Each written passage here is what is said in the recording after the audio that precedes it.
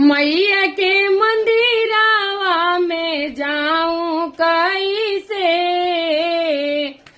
मैया के मंदिरावा में जाऊं कैसे। मैया सोवे भर निंदिया जागाऊं कैसे।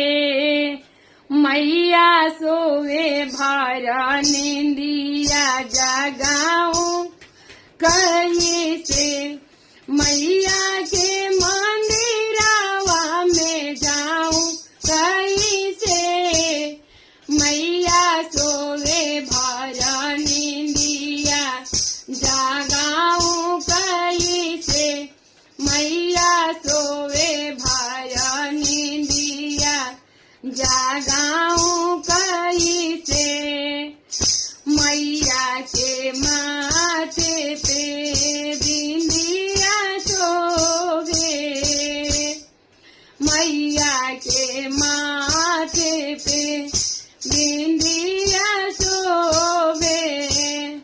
सिंदूरा में उनको पहनाऊं कैसे। सिंदूरा में उनको पहनाऊं कैसे।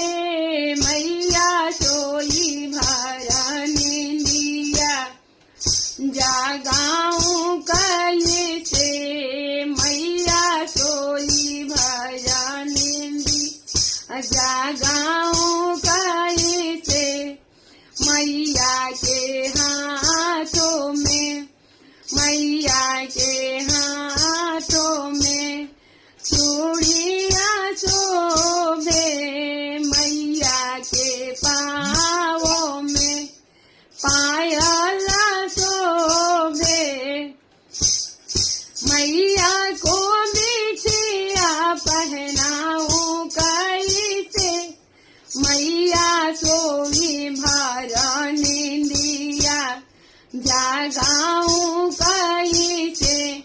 मैया सोए भर निंदिया जागाऊं कैसे। मैया के मंदिर में जाऊं कैसे।